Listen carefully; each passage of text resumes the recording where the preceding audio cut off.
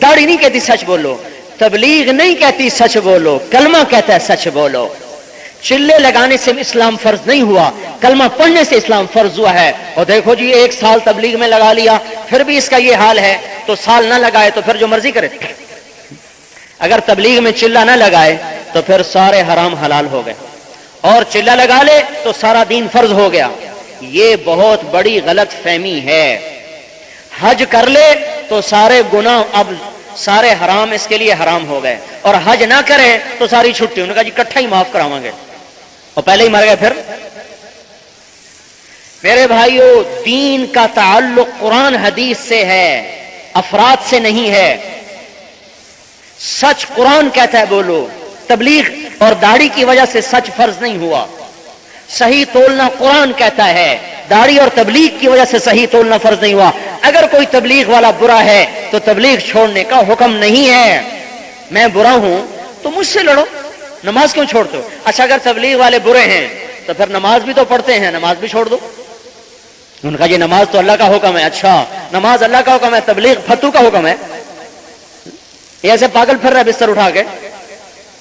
सारा जहान हरकत में आया हुआ है, किसी नथु फत्तू के बस की बात नहीं है। ये किसी तहरीक की बात नहीं है कि इतने अफराद तैयार कर सके। कितनी तहरीकें फिर रही हैं दुनिया में, कितनी तहरीकें। अफराद खत्म हो गए, कुर्बानी देने वाले खत्म हो गए, है ही नहीं। लोगों के पास अफराद ही खत्म हो गए। और यहां अल्लाह मजमे का मजमा भेज रहा है। यह तबलीगी जमात का कमाल नहीं है, कोई इनकी हैसियत नहीं है। किसी को न कोई बात कर सके। जाओ रायमंड में बैठो, एक बयान कोई ऐसा दिखा दो जो को भाई ये बयान तो बड़ा दिल को लगा। ऐसी ठंडी बातें हैं कि आदमी भाग जाए। कोई बयान नहीं, कोई तकरीर नहीं। और पूरी दुनिया में दिखाओ कि बयान करने वाला सो रहा हो और लोग आगे बैठे हुए हैं। पूरी दुनिया में दिखा दो। जाओ फजर का बयान देखो, अब्दुल वहाब साहब सो रहे होते हैं, लोग बैठे होते हैं। ये अब्दुल वहाब ने इकट्ठा नहीं किया, ये तकरीरों ने इकट्ठा नहीं किया, ये ईमान ने इकट्ठा किया है। तबलीग की मेहनत की बुनियाद आमाल हैं। आमाल की वजह से लोग फिर रहे हैं, वरना अरब उठ के ना आते। यहां भी मैंने अभी देखा अरबों को, अरब ना आते जिनके जुबान में कुरान। मक्के के कुरैशी आके चिल्ले लगाएं, क्यों? उनके यहां दीन नहीं है, उनके यहां तौहीद नहीं है। हमें क्या तौहीद कि उनके पास तौहीद है, हमें तो तौहीद की खबर ही कोई नहीं। जिस आदमी की निगाह मखलूक की तरफ जाती है उसे क्या खबर तौहीद क्या होती है?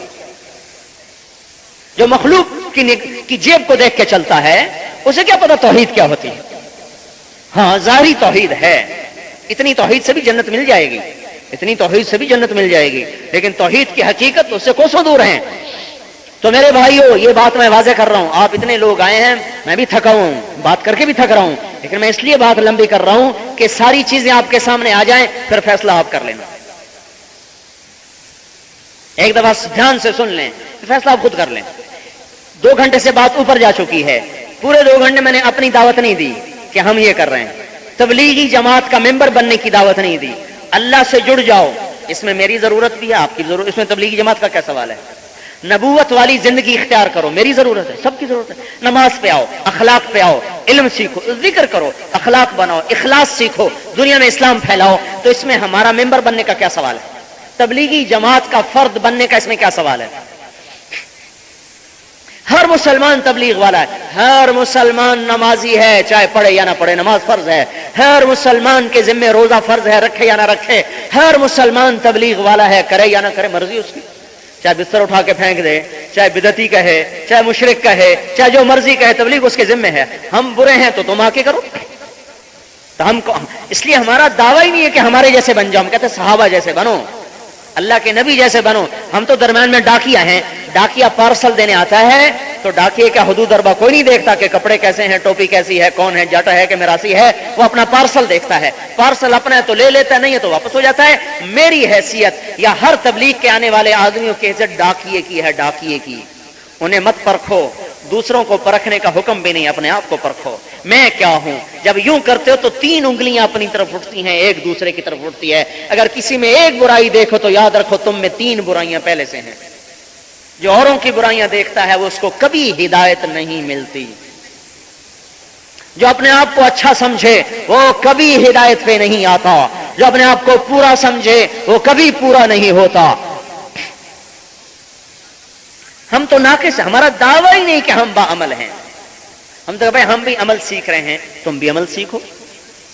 اور یہ ختم نبوت سے اس کو جوڑو، رائمنڈ سے مت جوڑو، تبلیغی جماعت سے مت جوڑو، تبلیغ کو ختم نبوت سے جوڑو، تو پھر سب کے دل میں اتر. اسی لیے تو سارے لوگ آ رہے ہیں، عرب کیا، عجم کیا، کالے کیا، گورے کیا، امریکن کیا، افریقن کیا، ایشین کیا، آسٹریلین کیا، دیکھو بھرا پڑا رائمنڈ.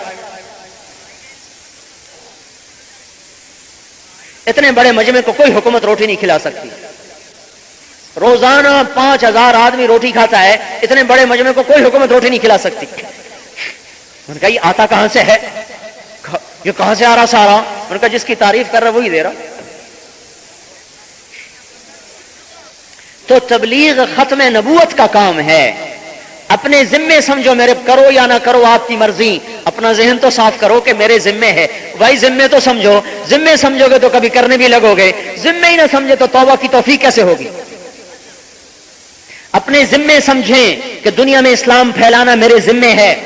4 ارب کافر ہیں، روزانہ لاکھوں کفر پہ مرتے ہیں، 1 ارب مسلمان ہے شرابی جواری ہو کے مر رہے، کون ان پہ کام کرے گا؟ ساری دنیا میں جاؤ، تبلیغ اپنے ذمے سمجھو. فَلْيُبَلِّغِ الشَّاهِدُ الْغَائِبُ أَبَلِّغُ عَنِّي وَلَوْ آيَةً إِنَّ اللَّهَ بَعَثَنِي كَافَةً لِلنَّاسِ رَحْمَةً فَأَدُّوا عَنِّي أَلَا وَإِنَّ رَبِّي دَاعِيَ وَإِنَّهُ سَائِلِي هَلْ بَلَّغْتَ فَأَقُولُ يَا رَبِّ قَدْ بَلَّغْتُ فَلْيُبَلِّغِ الشَّاهِدُ الْغَائِبُ. یہ احادیث مبارکہ ہیں جو کہتی ہیں تبلیغ تمہارے ذمے ہے. تو اس لیے میرے بھائیوں، اس آخری بات جو میں عرض کر رہا ہوں کہ تبلیغ کو تبلیغی جماعت سے نہ جوڑیں، تبلیغ کو ختم نبوت سے جوڑیں. پھر ہر آدمی ختم نبوت والا ہے، ہاں میرے بھی ذمہ ہے، سیکھو. سیکھنے کی فضا اللہ نے یہاں بنا دی ہے. یہ بات غلط فہمی کی وجہ سے لوگ نہیں آتے، اللہ نے سیکھنے کی فضا بنا دی اور ساری دنیا کے مسلمانوں کو اللہ نے اکٹھا کر دیا. امت تو پہلے ہی ٹوٹی پڑی اختلافی باتوں میں لڑ لڑ لڑ لڑ کے ایک دوسرے کا خون کر دیا. اس کو اسلام کا نام دے دیا کہ یہ اسلام ہے، کہ ایک دوسرے کو مارتے رہو، یہ اسلام ہے. اس کا آخری فائدہ کافر کو جاتا ہے. سلمان بڑی دولت ہے، سلمان کو کافر کہنا آسان کام نہیں ہے.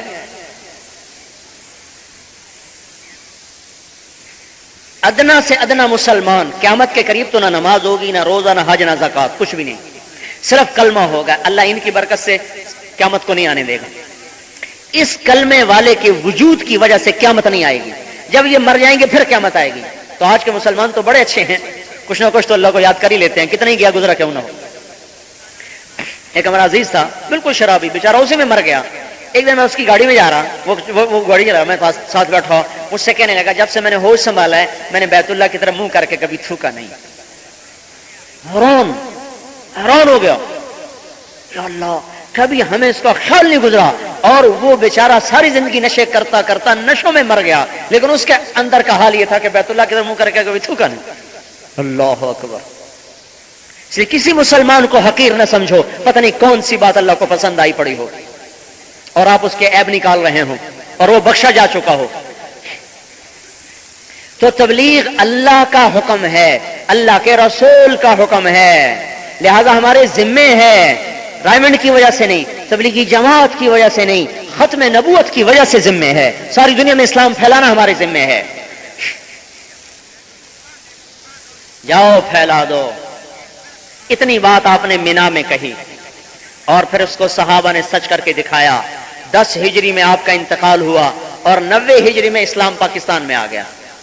80 سال کے اندر اندر اسلام ملتان تک، دیپال پور تک، کشمیر تک اور کاشغر تک اور سینیگال تک، چاڈ تک، شمالی افریقہ، جنوبی فرانس، پرتگال، سارا اندلس، استنبول کے دروازوں تک اتنا بڑا حدود دربا ان کے پاؤں کے نیچے سمٹ کے آ گیا. صرف 80 سال کے اندر یہ اسلام پھیلا ہے. 5 صحابہ پنجگور میں ہیں. حمامہ رضی اللہ تعالیٰ عنہ اصفہان میں دفن ہے. برائے ابن مالک نہامند میں دفن ہے. نعمان ابن مقرن، برائے ابن مالک تستر میں ہیں. نعمان بن مقرن اور عمر ابن مادی کرب نہامند میں ہیں. عبد الرحمن ابن سمرہ خراسان میں ہیں. ابو رافع